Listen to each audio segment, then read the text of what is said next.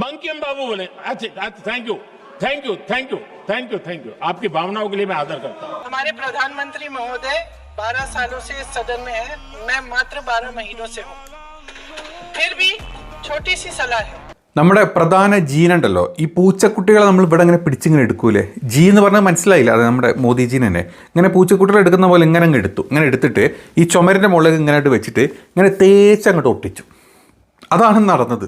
സത്യത്തിൽ ഇന്ന് അതാണ് നടന്നത്. ഇന്ന് പ്രിയങ്ക ഗാന്ധിയുടെ ഒരു പ്രസംഗം നമ്മൾ ഇന്നലെ ഇട്ടിരുന്നു. ഇന്ന് അതിൻ്റെ കുറച്ചുകൂടെ ഡീറ്റെയിൽ ആയിട്ടുള്ള വേറെ കുറച്ച് കാര്യങ്ങൾ സംഭവിച്ചു. അതായത് നമ്മുടെ ജീൻ അങ്ങ് വലിച്ചു കീറി ഒട്ടിച്ചു. നമ്മൾ പേപ്പർ ഒട്ടിച്ചു എന്നൊക്കെ പറഞ്ഞ പോലെ അങ്ങ് ഒട്ടിച്ചു. ഒരു വാക്കും ഉണ്ടായില്ല. അവസാനം സ്പീക്കർ ഇടപെട്ട് മതി, തൽക്കാലം നിങ്ങൾ ഈ വർത്താനം നിർത്തിയിട്ട് വന്ദേമാതരം ചൊല്ലിയിട്ട് അങ്ങ് ഇരുന്നോളാനാണ് പറഞ്ഞത്. അല്ലെങ്കിൽ അതിൻ്റെ അപ്പുറത്തെ അവസ്ഥയിൽ നമ്മുടെ ജി എത്തുമായിരുന്നു. അപ്പോൾ നമുക്ക് അതിൻ്റെ കംപ്ലീറ്റ് ആയിട്ടുള്ള ഒരു തർജ്ജമ നമുക്ക് കേൾക്കാട്ടോ. ചിരിക്കരുതാരും കേട്ടോ. ഇങ്ങനെയൊക്കെ ഒരാളെ പിടിച്ചിട്ട് ഊക്കുക എന്നൊക്കെ പറഞ്ഞു കഴിഞ്ഞാൽ വല്ലാത്തൊരു ഊക്കായിപ്പോയി. ഏതായാലും നമ്മൾ തുടങ്ങാം. കേക്ക്. सर मैं आपके माध्यम से एक सलाह दे देती हूँ. हमारे प्रधानमंत्री महोदय 12 सालों से इस सदन में है, मैं मात्र 12 महीनों से हूँ. फिर भी छोटी सी सलाह है. അതായത് ജി ഇവിടെ 10-12 വർഷമായല്ലോ, ഞാനാകെ 12 മാസമല്ല ആയിട്ടുള്ളൂ. എന്നാലും എനിക്ക് കുറച്ച് കാര്യങ്ങൾ പറയാനുണ്ട് നിങ്ങളോട്. നമുക്ക് ഏതായാലും തുടങ്ങാം എന്നും പറഞ്ഞിട്ടാണ് ഈ ഒരു സംഭവം അങ്ങോട്ട് തുടങ്ങുന്നത്. ഇനിയാണ് മക്കളെ ടിസ്റ്റ് എന്ന് പറഞ്ഞത്. കേൾക്കട്ടോ. अभी हाल ही में चुनाव था, कुछ महीनों पहले उन्होंने एक सूची निकाली थी कि विपक्षी दलों ने और विपक्ष के नेताओं ने कितने अपमान किए हैं इनके, और उसमें शायद 90-99 ऐसे उन्होंने अपमानों की सूची बनाई थी. അതായത് ഈ കഴിഞ്ഞ ഇലക്ഷൻ്റെ സമയത്ത് നമ്മുടെ പ്രധാനമന്ത്രി ഒരു ലിസ്റ്റ് പുറത്തു വിട്ടിരുന്നു. പ്രസംഗത്തിൽ പറഞ്ഞിരുന്നു, എൻ്റെ പ്രതിപക്ഷ നേതാവ്, അതായത് പ്രതിപക്ഷ നേതാക്കളും പ്രത്യേകിച്ച് രാഹുൽ ഗാന്ധിയൊക്കെ എന്നെ 90 പ്രാവശ്യമെങ്കിലും എന്നെ കുറ്റം പറഞ്ഞു, എന്നെ മോശമായിട്ട് പറഞ്ഞു എന്നും പറഞ്ഞ് ഭയങ്കര സങ്കടകരമായിട്ടുള്ള ഒരു കാര്യം പ്രധാനമന്ത്രി പുറത്തോട്ടൊരു ലിസ്റ്റ് വിട്ടിരുന്നു. 90 വട്ടം പ്രധാനമന്ത്രിനെ കളിയാക്കി എന്നും പറഞ്ഞിട്ട്. അപ്പോൾ അതിനോണ്ട് അതിൻ്റെ ഒരു ഒരു പ്രായശ്ചിത്തം എന്ന് പറഞ്ഞ പോലെ നമുക്കൊരു കാര്യം ചെയ്യുക എന്നാ പറഞ്ഞത്. കേക്ക്. मैं उनको एक छोटी सलाह देना चाहती हूँ कि नेहरू जी से जितनी भी शिकायतें हैं, जितनी भी गलतियां उन्होंने की आपके जहन में, जितनी भी गालियां देनी है, जितना भी अपमान करना है, उसकी भी एक सूची बना दीजिए. नहीं बात खत्म नहीं है. 999 अपमान, 9999 अपमान, सूची बना दीजिए और फिर हम एक समय निर्धारित करते हैं. അതുകൊണ്ട് നിങ്ങളൊരു കാര്യം ചെയ്യണം. നിങ്ങൾ ഏതായാലും എല്ലാ നേരം എന്ത് പറഞ്ഞാലും നെഹ്റുജി ഇങ്ങനെയുള്ള പറയാറ്. അപ്പോൾ നെഹ്റുവിനെ പറ്റിയിട്ട് നിങ്ങൾ 90 ആക്കേണ്ട ഒരു 900 അല്ലെങ്കിൽ 9000 നെഹ്റുവിൻ്റെ പറ്റി കുറ്റങ്ങൾ ഇങ്ങനെ എഴുതി വെച്ചിട്ട് ഒരു ലിസ്റ്റ് അങ്ങ് ഇങ്ങനെ ഉണ്ടാക്കി വെച്ചിട്ട് നമുക്ക് അതിനെപ്പറ്റി സംസാരിക്കാം എന്നാണ് നല്ല നൈസായിട്ട് പ്രധാനമന്ത്രിൻ്റെ അണ്ണാക്കിലടിച്ചു കൊടുക്കുക എന്നൊക്കെ പറഞ്ഞ പോലത്തെ ഒരു മറുപടി കൊടുത്തത്. തീർന്നിട്ടില്ല, ബാക്കി ഇവിടെ കാണും.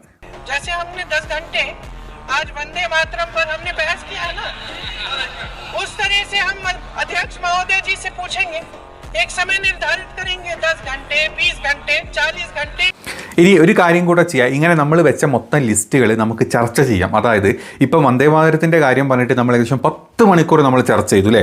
നമ്മുടെ എത്രയോ കാര്യങ്ങൾ അവിടെ ഉണ്ട്, എങ്കിലും നമ്മൾ വന്ദേമാതരത്തിന് വേണ്ടിയിട്ട് 10 മണിക്കൂറാണ് നമ്മളെ സഭ ചർച്ച ചെയ്യാൻ എടുത്തത്. മോദിജി ആകെ വാ തുറന്ന സമയത്താണ്. അപ്പം അതുകൊണ്ട് ഈ ഒരു കാര്യം നമുക്ക് ചർച്ച ചെയ്യാൻ വേണമെങ്കിൽ 10 ആക്കണ്ട, 20 ആക്കണ്ട, 40 മണിക്കൂർ വേണമെങ്കിൽ എടുക്കാം. നമുക്ക് മാന്യ സ്പീക്കർ അദ്ദേഹത്തിനോട് പറയാം, അതായത് നമ്മുടെ മോദിജിയുടെ മനസ്സൊന്ന് ശാന്തമാവാൻ വേണ്ടിയിട്ട് നമുക്ക് നെഹ്റുവിനെ കുറിച്ചുള്ള 999 കുറ്റങ്ങളെ പറ്റിയിട്ടുള്ള ലിസ്റ്റ് വെച്ചിട്ട് നമുക്ക് അതിനെപ്പറ്റി ചർച്ച ചെയ്ത് നമ്മുടെ മോദിജീൻ്റെ മനസ്സൊന്ന് സമാധാനമായിക്കോട്ടെ. അതല്ലേ നല്ലത് എന്നാണ് പ്രിയങ്ക ചോദിച്ചിട്ടുള്ളത്. ഇനി അവിടെ കൊണ്ടും തീരുന്നില്ല. പ്രിയങ്ക വീണ്ടും ഗോൾ അടിച്ചുകൊണ്ടിരിക്കുകയാണ്. അടുത്തത് കേക്ക്.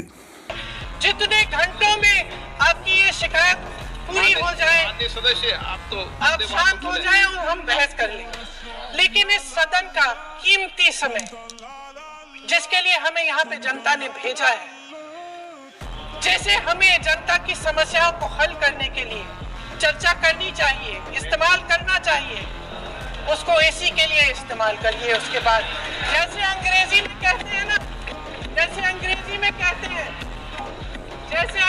में कहते हैं कि once and for all let's close the chapter. Close कर लीजिए.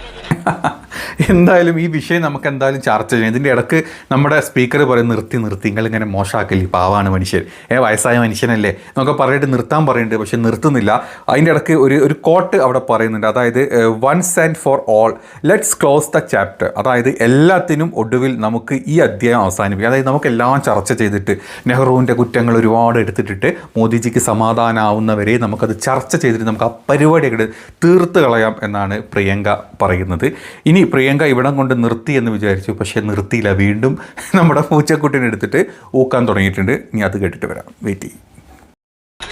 देश सुन लेगा क्या क्या शिकायतें हैं, किसने क्या किया, इंदिरा जी ने क्या किया, राजीव जी ने क्या किया, परिवारवाद क्या होता है, नेहरू जी ने कौन सी गलतियां की, सुना लीजिए फिर खत्म. उसके बाद बेरोजगारी, महंगाई. ഇനി നമ്മൾ അവിടെയും കൊണ്ട് നിർത്തണ്ട. വേണമെങ്കിൽ നെഹ്റുവിൻ്റെ കാര്യം മാത്രമാക്കണ്ട, നമുക്ക് ഇന്ദിരാഗാന്ധിനെ എടുക്കാം, നമുക്ക് രാജീവ് ഗാന്ധിനെ എടുക്കാം.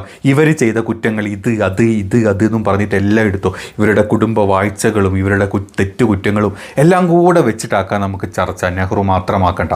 എന്നിട്ട് ഇതൊക്കെ കഴിഞ്ഞിട്ട് നമുക്ക് യഥാർത്ഥ ചർച്ചയിലോട്ട് വരാം. അതായത് ജനങ്ങളുടെ യഥാർത്ഥ അവസ്ഥകളെക്കുറിച്ചുള്ള ചർച്ചകൾ ചെയ്യാം എന്നാണ് പറഞ്ഞത്. അതും കൂടെ കേൾക്കാം.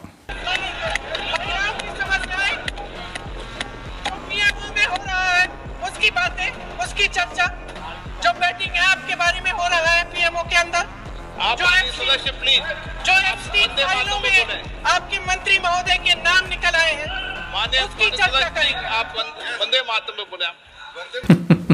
അപ്പം ഇത്ര ചരിത്രപരമായിട്ടുള്ള ചർച്ചകളൊക്കെ നമുക്ക് അവസാനിപ്പിച്ചിട്ട് നമുക്ക് ബാക്കിയുള്ള കുറച്ച് സമയമെങ്കിലും ഈ പറഞ്ഞ ജനങ്ങളുടെ ഇപ്പോഴത്തെ നമ്മുടെ കറണ്ട് സിറ്റുവേഷൻ, നമ്മുടെ ജനങ്ങളുടെ അവസ്ഥകൾ, ജനങ്ങളുടെ ബുദ്ധിമുട്ടുകളെ പറ്റി സംസാരിക്കാം. പ്രത്യേകിച്ച് തൊഴിലില്ലായ്മ, വിലക്കയറ്റം, പിന്നെ PMO ഓഫീസിൽ, അതായത് പ്രധാനമന്ത്രിയുടെ ഓഫീസിലെ ബെറ്റ് കളി. നിങ്ങൾക്കറിയാമല്ലോ, പ്രധാനമന്ത്രിയുടെ ഓഫീസിലെ ചീഫ്, അതായത് മീഡിയ ചീഫിനെ പുറത്താക്കി എന്നുള്ളൊരു വാർത്തയൊക്കെ നമ്മൾ കണ്ടിട്ടുണ്ട്.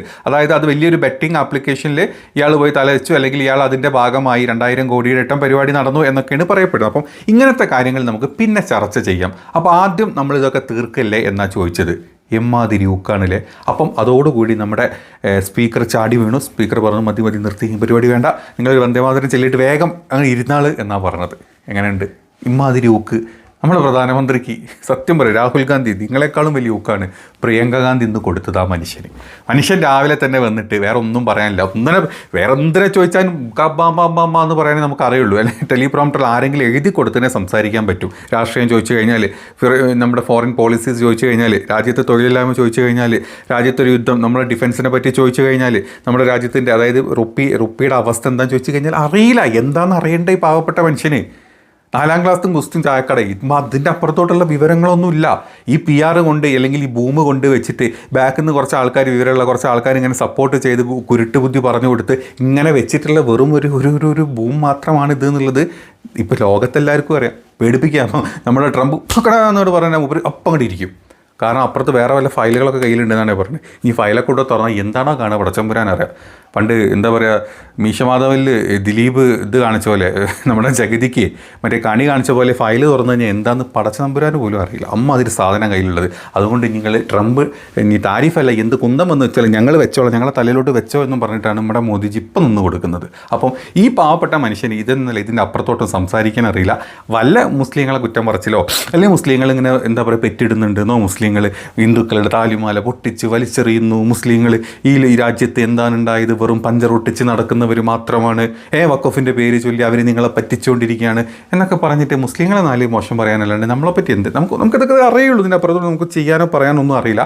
അപ്പോൾ അതുകൊണ്ട് ഇന്ന് നമ്മുടെ എന്താ പറയുക ഇതിൻ്റെ മേലങ്ങ് പിടിക്കാമെന്ന് വിചാരിച്ചു. ഇത് വന്ദേ ഭാരതിൻ്റെ പേര് പിടിച്ചിട്ട് ബംഗാൾ എങ്ങനെയെങ്കിലും അവിടുത്തെ മുസ്ലിങ്ങളെയും ഹിന്ദുക്കളെയും തമ്മിലടുപ്പിച്ച് അവിടെയും കൂടെ നമ്മുടെ കയ്യിലോട്ട് ഇങ്ങോട്ട് കിട്ടാൻ വേണ്ടിയിട്ട് ആ ഒരു ജിജ്ഞാസ കാണിച്ചായിരുന്നു. പക്ഷേ ഇമ്മാതിരി ഊക്ക ഇപ്പോൾ ഇപ്പുറത്തുനിന്ന് പ്രിയങ്ക ഗാന്ധി കൊടുത്തത് എന്നുള്ളതാണ് സത്യം. ഇതുകൊണ്ട് തീരുന്നുണ്ടോ? പ്രിയങ്ക ഗാന്ധി ഇതൊക്കെ പറഞ്ഞാൽ അവസാനിച്ചവിടെ ഇരുന്നിട്ടോ. പക്ഷേ ഇന്ന് യഥാർത്ഥത്തിൽ 10 മണിക്കൂർ ചർച്ച ചെയ്ത സമയത്തെ ഈ വന്ദേമാതരം എഴുതിയ ആളുടെ സംസാരം പോലും, അല്ലെ വന്ദേമാതരം ആരാണ് എഴുതിയത്? ബങ്കിം ചന്ദ്ര ചാറ്റർജിയാണെന്ന് നമുക്ക് എല്ലാവർക്കും അറിയാം, അല്ലേ? നമ്മുടെ BJPയുടെ പ്രധാനമന്ത്രി അടക്കമുള്ള ഒരു MP, വേറൊരു MPയും പ്രധാനമന്ത്രിയും പറഞ്ഞ് നിങ്ങളാരെയും കേട്ടിരുന്നോ? ഇമാതിരി മണ്ടത്തരം. അതുപോലും ബങ്കിം ചന്ദ്ര ചാറ്റർജി എന്ന് പറയാൻ പോലും അറിയാത്തവന്മാരാണ് ഇവന്മാർ എന്ന് നിങ്ങൾക്കറിയും. അതും കൂടെ കേൾപ്പിച്ചിരാം. कभी बंकिम दास चटर्जी ने लिखा, चटर्जी जी ने लिखा।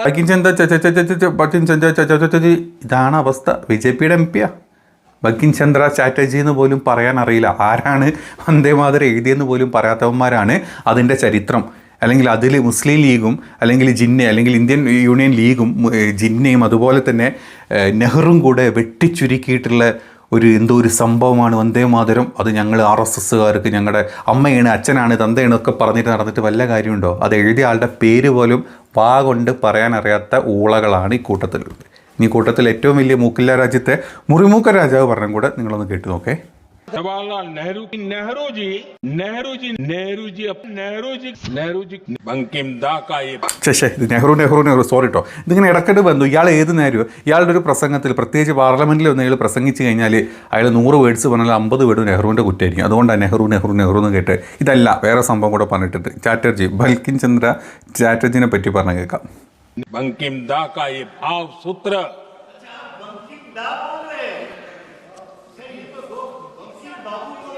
बंकिम बाबू बोले. अच्छा, थैंक यू. आपकी भावनाओं के लिए मैं आदर करता हूँ. ബക്കിം ബാബു എൻ്റെ തമ്പുരാനെ, ഇയാൾ പറഞ്ഞ മണ്ടത്തരം അവിടുന്ന് സഭയിൽ നിന്ന് ഒരാൾ തിരിച്ചു കൊടുത്തപ്പോൾ തിരിച്ച് ക്ലിയർ ചെയ്ത് കൊടുത്ത സമയത്ത് അതിന് താങ്ക് യു പറഞ്ഞ നമ്മുടെ പ്രധാനമന്ത്രി 1.5 മണിക്കൂർ പ്രസംഗിച്ചതിനെ പറ്റിയായിരുന്നു. എന്നിട്ട് അത് എഴുതിയ ആളുടെ പേര് പോലും ഒന്ന് കറക്റ്റായിട്ട് സംസാരിക്കാം ഈ പാവത്തിന് പറ്റിയിട്ടില്ല. അതിൻ്റെ കൂടെ ബാബുന്നോ മാമാന്നോ വാവാന്നോ എന്നൊക്കെ ചേർത്തിട്ട് എന്തൊരവസ്ഥ നമ്മുടെ മോദിജിയുടെ അവസ്ഥ. ഏതായാലും മോദിജി താങ്ക് യു പറഞ്ഞിട്ടുണ്ട്. എന്നാലും ഈഗോ അങ്ങോട്ട് കൊണ്ട് പുള്ളിക്കിട്ടോ. അത് കേട്ടു നോക്ക്. तो दादा कह सकता हूँ ना, वरना उसमें भी आपको इतराज हो जाए. ഒരാൾക്ക് ഈ ഈഗോ ഹേട്ട് ചെയ്ത് കഴിഞ്ഞാൽ പിന്നെ വീട്ടിൽ അങ്ങനെയല്ലേ മറ്റേതൊക്കെ പറഞ്ഞു പോകും. അതൊന്നും പറഞ്ഞിട്ട് കാര്യമില്ല. തെറ്റാണെന്ന് ഉള്ളത് സമ്മതിച്ച് തരാൻ നമ്മുടെ ജിക്ക് പറ്റില്ല. ഇതുകൊണ്ടൊക്കെ തന്നെയാണ് ഇന്ന് പ്രിയങ്ക ഇമ്മാതിരി ഇങ്ങനെ ഭിത്തിയിൽ ഒട്ടിച്ചതും ഒട്ടിച്ചിട്ട് അവിടെ നിന്ന് ഇപ്പോഴും ഇങ്ങനെ തൂങ്ങിക്കിടക്കുന്നുണ്ട് എന്നാണ് കേട്ടത്. അവിടെ നിന്ന് ഇതുവരെ താഴോട്ടിറങ്ങി വരാൻ നമ്മുടെ ജിക്ക് പറ്റിയിട്ടില്ല. ഇത് എങ്ങനെയുണ്ട്? നമ്മളെ ജി അടിപൊളിയില്ലേ? ഇതാണ് ഇന്ന് ഏറ്റവും ഹൈലൈറ്റ് ആയിട്ട് നമ്മുടെ പാർലമെൻറ്റിൽ നടന്നിട്ടുള്ളത്. എന്തായാലും പ്രിയങ്ക എടുത്തിട്ട് അലക്കുക എന്നൊക്കെ പറഞ്ഞ പോലെ ഇത് എടുത്തിട്ട് ഊക്കും അലക്കും എല്ലാം കൂടെ ഒരുമിച്ചായിരുന്നു. പാവം ജി ഇന്ന് എങ്ങനെ കിടന്നുറങ്ങുമെന്തോ.